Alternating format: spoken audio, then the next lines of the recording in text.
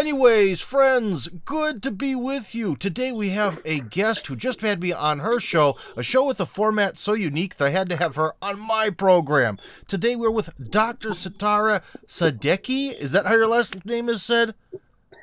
Yes. Sadeqi. It's actually the sound that Sadeqi, yes. Sadeqi. Okay, Exactly. Sadeqi. So, for emphasis on the first syllable, well, that's a big part of the Russian language, that whole emphasis thing. But anyways, you and your partner do a fantastic podcast that is sort of trying to unite America and Iran and kind of do a cross-cultural exchange, which is close to my heart because cross-cultural exchange is kind of what I do here on YouTube. Yeah. So before we get into our program here, could you tell us a little bit just about your program, where people can find it, what's the deal, why'd you start it, and all that?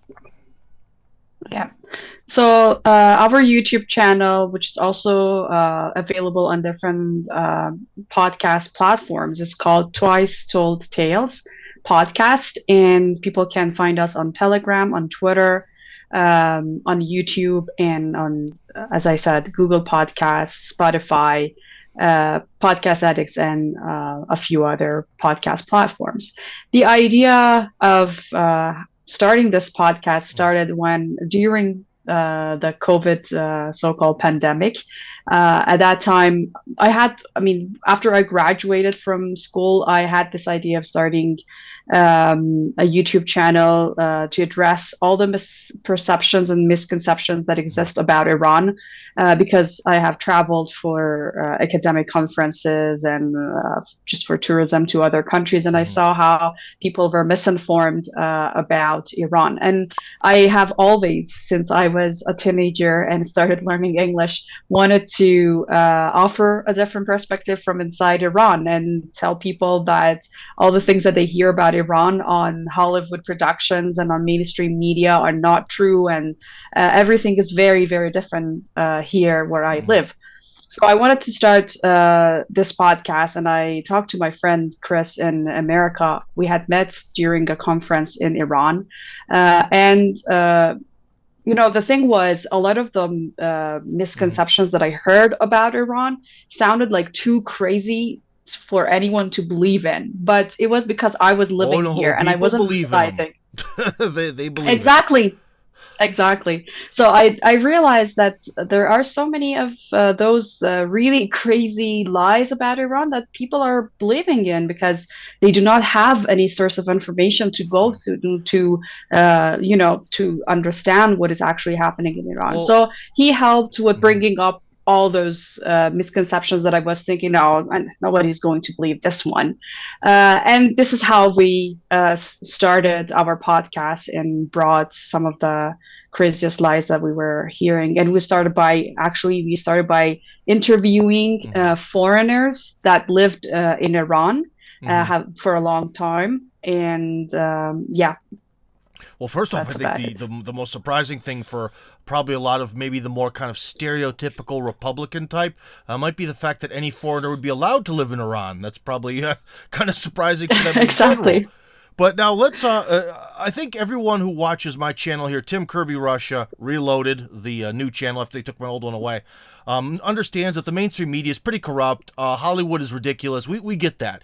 But now, where then does the sort of what's the genesis of this? Why is there this anti-Iranian slant, especially in the news media? Where does this actually come from? What's the cause? Right. So I think a lot of it comes back to when in 1979 there was a popular Iranian revolution inside the country that toppled the US-backed monarchy of the Pahlavi regime in Iran. So the US and also the UK lost their grip over Iran. They lost all the interest and their access to exploiting all the natural resources that existed here. They lost a kind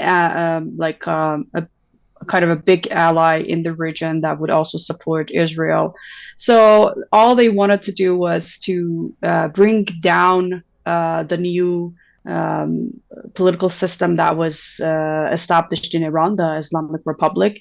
But alongside that, there was also a massive propaganda and information war on the new government that was established. And by the way, it was supported by the majority of Iranians, because the Iranians were fed up with the corrupted and like brutal Pahlavi regime, which had an intelligence service called Sadeqi, which worked together and was actually the members that were actually trained by CIA and Mossad to torture Iranian dissidents. And the stories of the torture, like the horrible stories, are there, and people can probably search and read about them. Yeah, so you know, it was alive in the memory of Iranians, and they wanted to get rid of this monarchy. And it was a long story. Like for decades, people were trying to make reforms to the government. They elected Mossadegh, which was overthrown by a US-backed and CIA coup in 1953. Then they also tried to have a constitutional monarchy, and that also did not lead to anything. So, you know, it was like decades of trying to make reforms. And when it didn't work, and when there were massacres on the streets, when people were protesting the Pahlavi regime, then it was like the last straw for the people, and they toppled the Pahlavi regime, and the Islamic Republic was established. The West really put in a ton of effort to try to build the Iran that it wanted, and with one fell swoop, that was all gone. So that's why they're angry. Exactly. But exactly. Yeah, but my next question is a little bit different because, okay, there's sort of certain laws of geopolitics, right? That generally, when sort of nations have like a border with each other, or different civilizations, different cultures, there can be stress. You know, like in the Baltic regions, the Serbs, the Croats, and the Albanians all hate each other. Or, you know, there's always going to be heat between Poland and Russia because the Poles feel like Russia sort of ruined their opportunity to be this great Central European empire. There's a bunch of examples from all over the planet.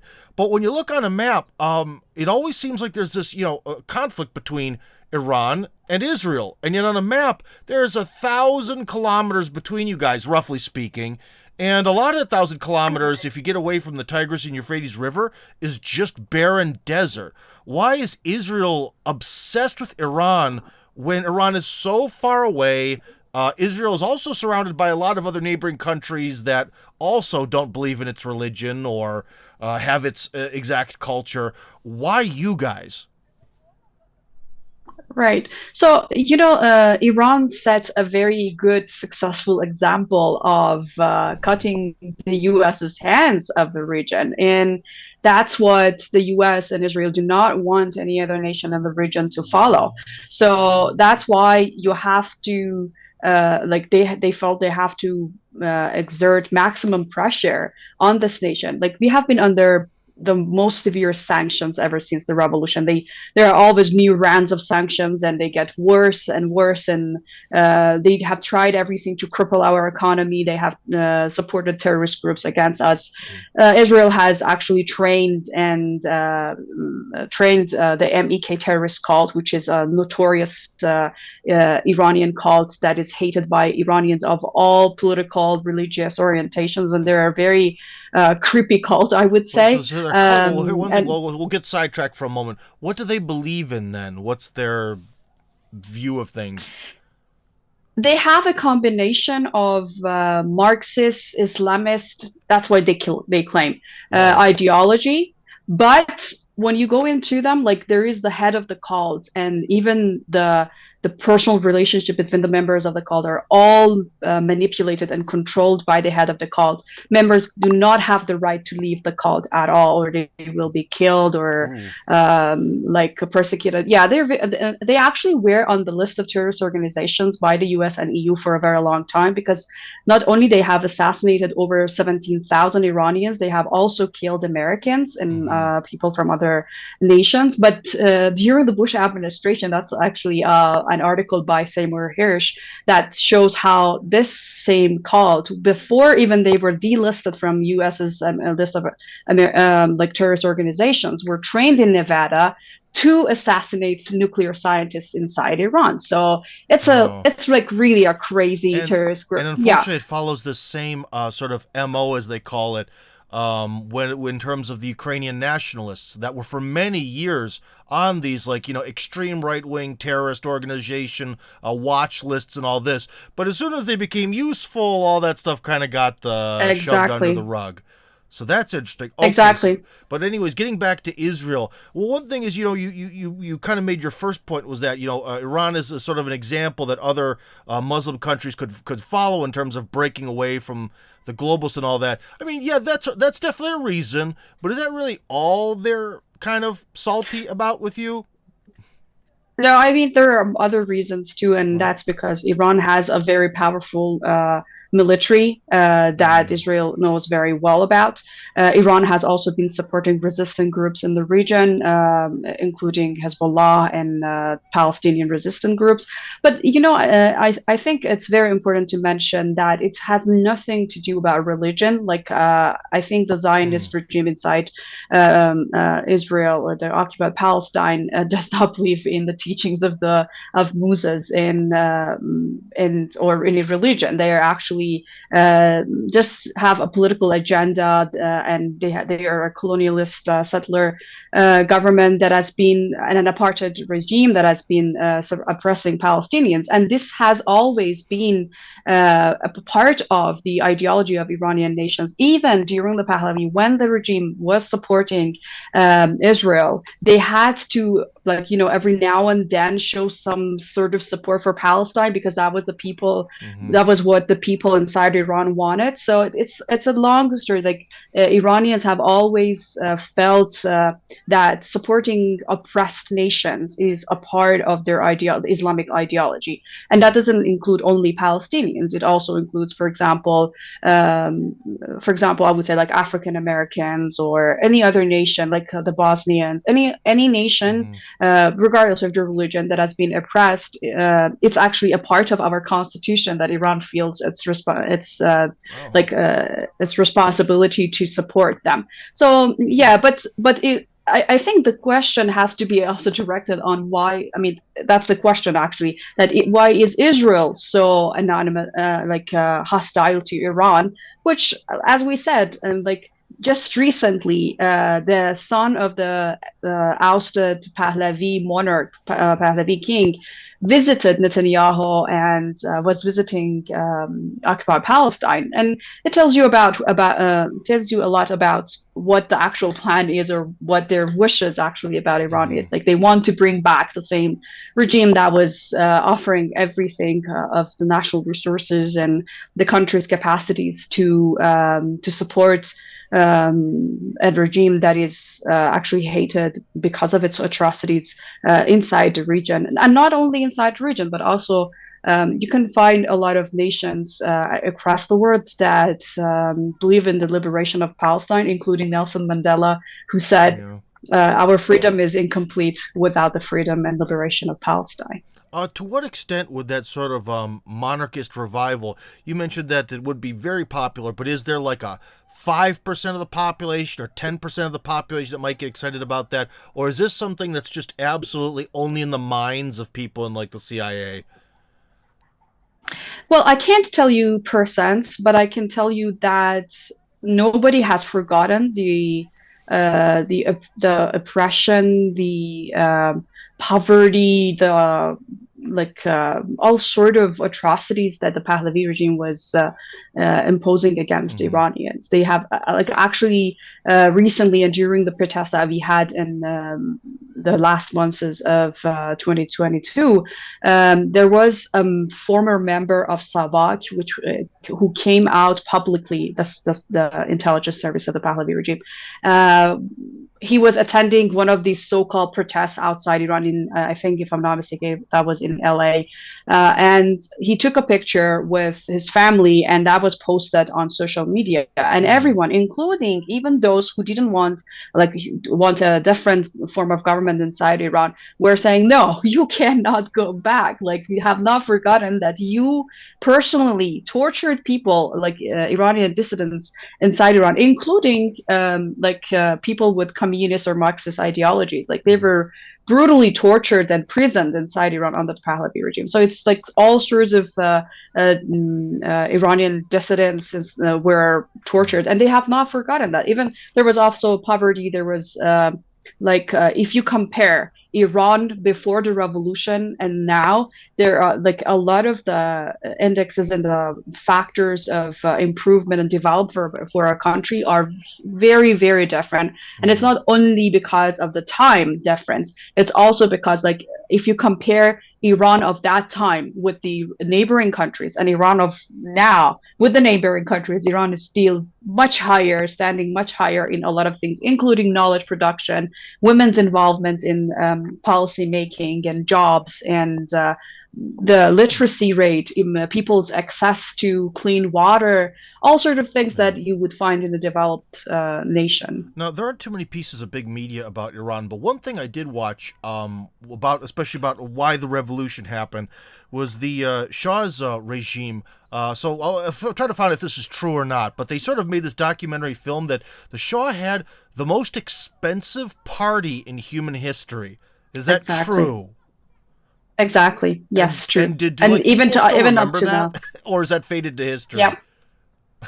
I mean, well, the new generation, because I personally was born after the revolution, but it's in the memory of our parents and the generations before, and we read history, and so it's everywhere. And actually, that party that you mentioned is usually cited as one of the reasons or one of the things that worked as the last straw for the people, like, because people were going through a lot of poverty and problems, and suddenly the Shah threw this royal party, and of course ordinary Iranians could not attend that party. They had invitees from all across the world, and it was very, very expensive. And as you said, it's been recorded as the most expensive royal party, if not one of, so yeah, we haven't forgotten. I'm feeling good because you confirmed that. I feel also good that the documentary was also telling the truth, because, some people, they want to get views, so they sort of embellish things. But I've actually had the chance to talk to at least one Iranian on this program before, I want to know again from the inside. So, like, on TV, at the dinner table with your relatives, if you guys eat at a dinner table. I didn't check that when I was writing my questions. But when you're sort of gathering together, what are the actual, like, topics that Iranians talk about? For example, in Russia, since 2014 to present, issue number one has been the Ukrainian crisis.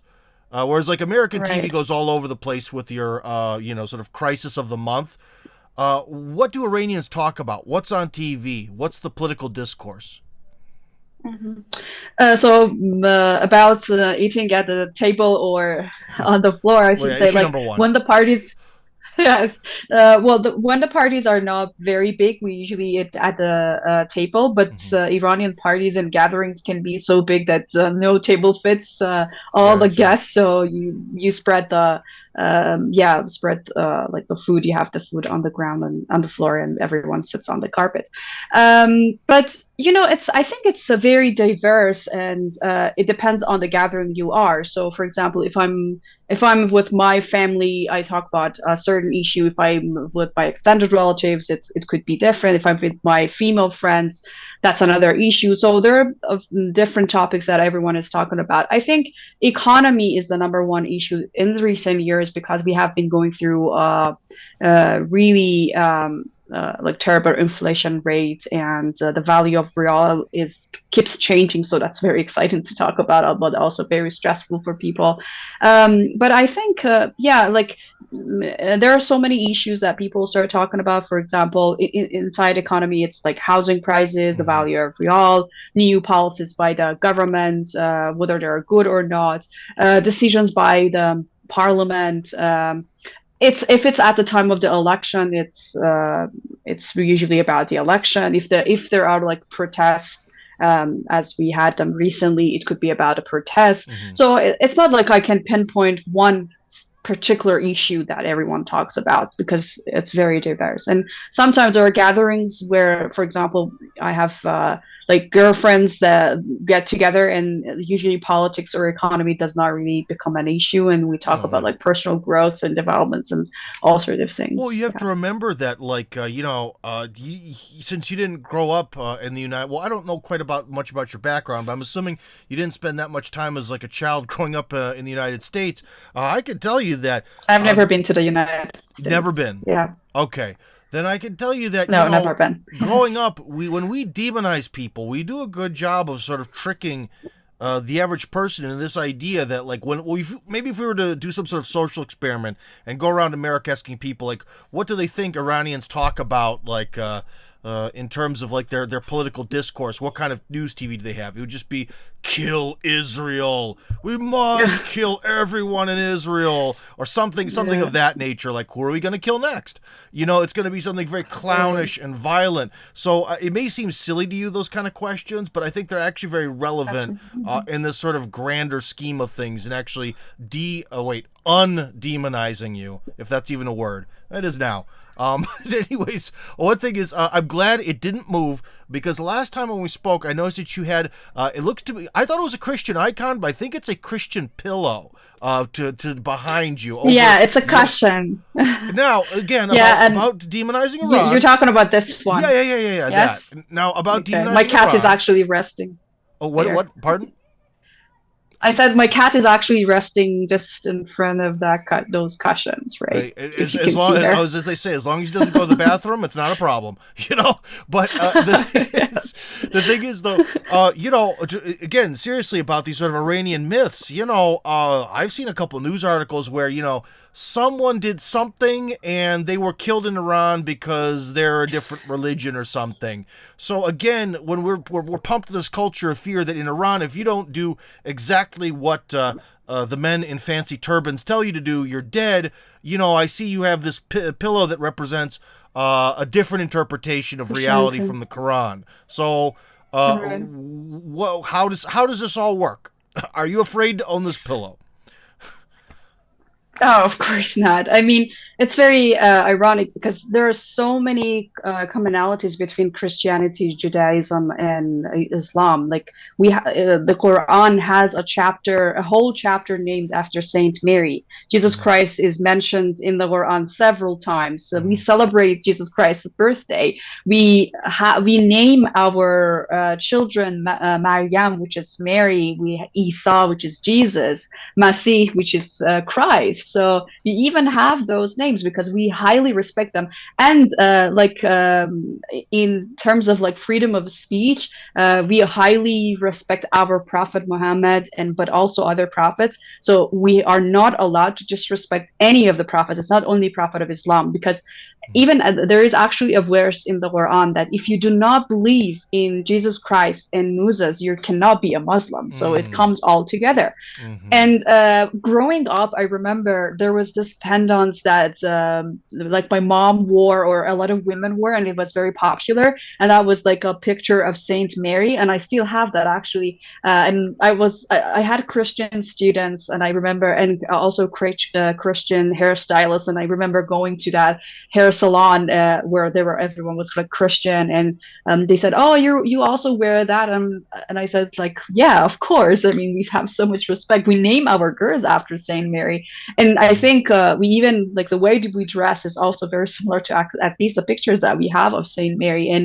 we take pride in that. So, and even Judaism, like in the city that I live in, Esfahan, there are, if I'm not mistaken, at least 11 active churches and about 10 or something synagogues. So we Oh. have a Jewish community and we have a Christian community, and they're like integrate with the Muslim community. So it's absolutely not an issue, especially like with the Jews, because their names are very similar to Muslim names. You wouldn't even guess. Like they have the Isfahani accents. They look like us. Like everything about them, it's just so similar. Maybe if you walk into a Jewish shop, like a shop which is owned by a Jewish Iranian, you would see like the Star of David or the famous candle, and you would guess that they are Jewish, but you could see that like it's displayed in their shops and it's absolutely allowed. And about Christians, you can just guess with usually by their names because they have like they're Armenian Christians and they have different names and certain last names. But yeah, I mean, I worked in the Armenian district in Esfahan, and there are actually like the Armenians have their own businesses, and they have like famous brands of clothing, like men's clothing, for example, that is named after those Armenian.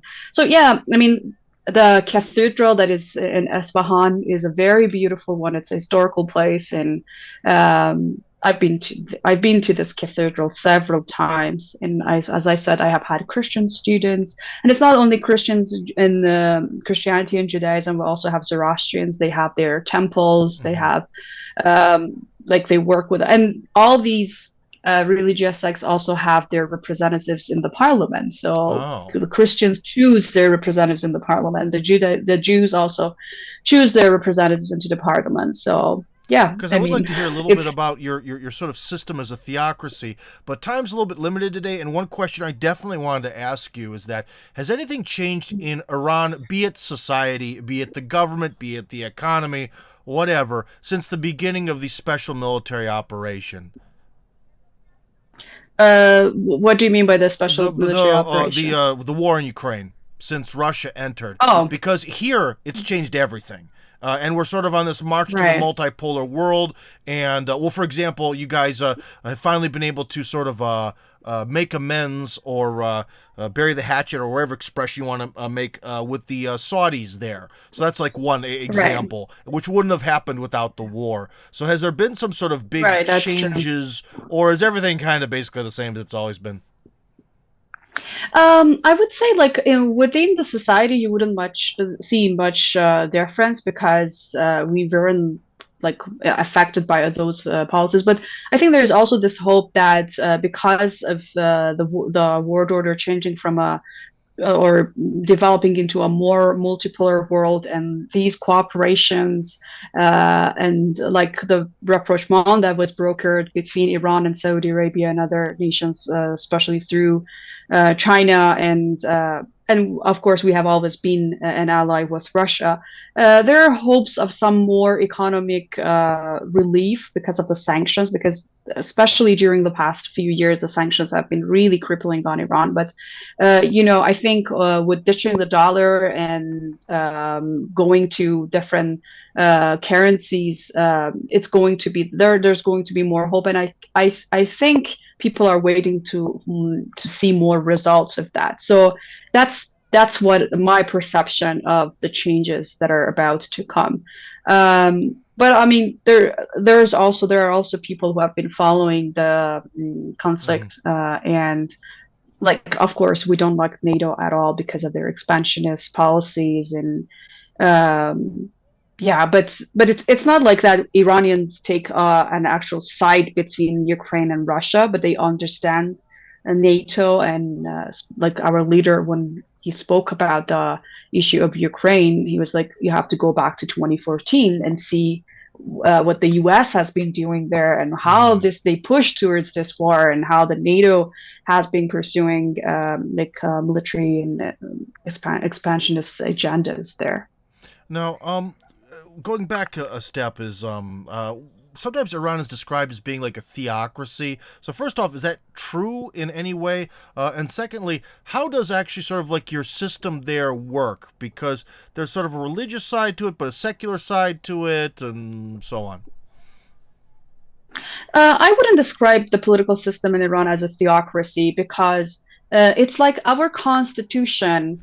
It's actually it has elements that have been derived from, for example, the French Constitution, and it includes many different aspects. But we take Islamic values and teachings as the basis of setting our political morals. Mm-hmm. So it's not that like a religious person has to be the head of like the government, Mm-hmm. or that everything is controlled by like the seminaries or the religious people. But like I mean, except from the leader and the council of experts that are appointed indirectly by the people and by other bodies, and directly and indirectly. So because it's a complicated system where there have to be religious figures, like other bodies of the government. They're not necessarily religious figures or clergymen. Like clergymen can also run as a candidate, and if they win the vote, they will become like the president or the member of parliament.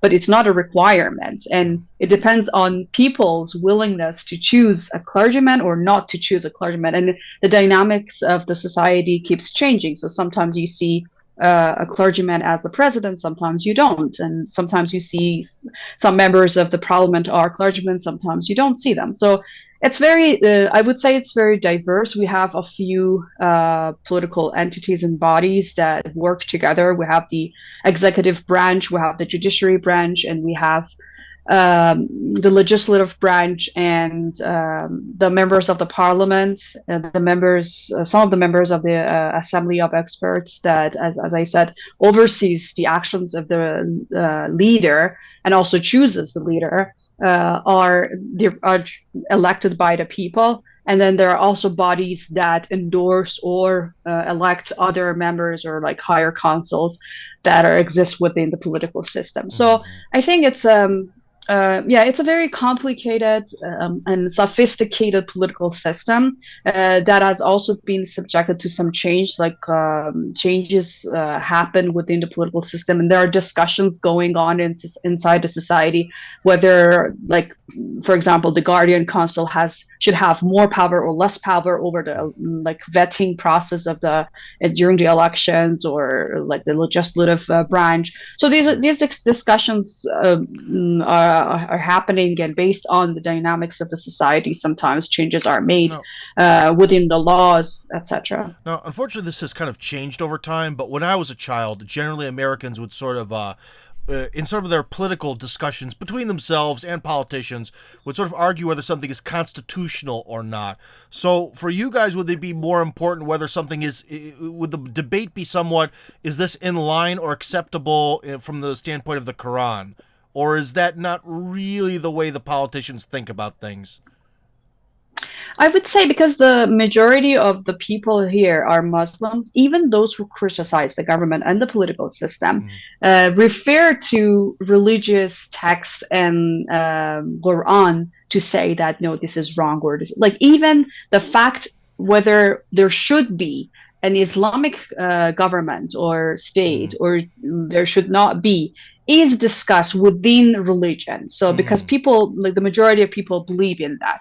But all these variety of topics and discussions basically are laid on the foundation of some religious and Quranic morals, which basically, I mean, there are different interpretations of the Quran or of the religious texts, and there are different like scholarly discussions, but there are also different discussions between like ordinary people that they believe like, no, you're like, for example, this is not Islamic, you have to have more freedom, you have to give like more freedom to people, or there has to be more equality. And all these notions of equality, justice, and freedom are usually defined by the majority of people within religion and religious, because we have examples of religious governments that we consider as very successful, for example, during the first years of Islam, and the idea of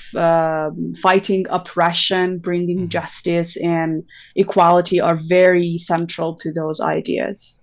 Now, my last question, kind of an easy one before we get going here, but I'm still curious. What is the stereotype of Russia and Russians in Iran?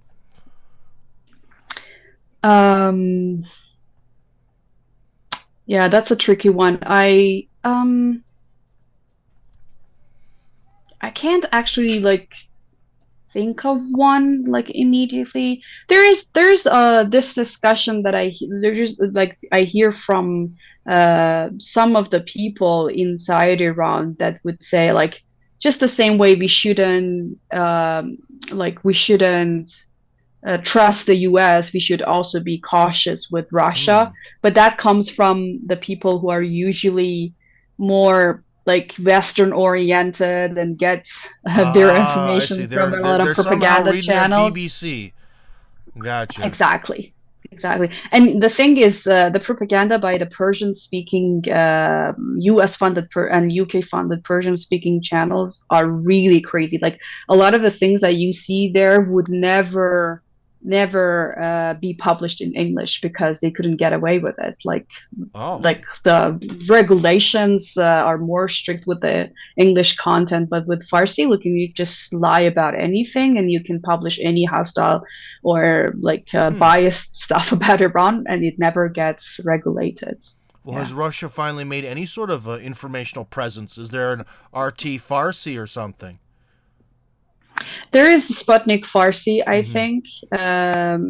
Yeah, but the image that we get of Russia inside Iran and from the state media is usually very positive.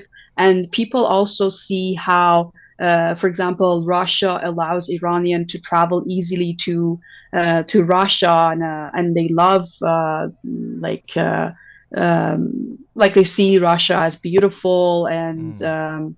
they like the culture, and they're also like I think I also sent you like there's this Russian model who's married to an Iranian, and she has like more than 1 million followers on Instagram, and she posts about Iran and how beautiful the culture is and everything, and that's in Russian, of course, but people love that, and they see how unlike what they hear from American media, there are individuals and like Russian state media that try to portray a different picture of Iran, and they like that. They really like that, and it's easier to do business with Russia than with any of the like Western countries, and people understand that and they like it.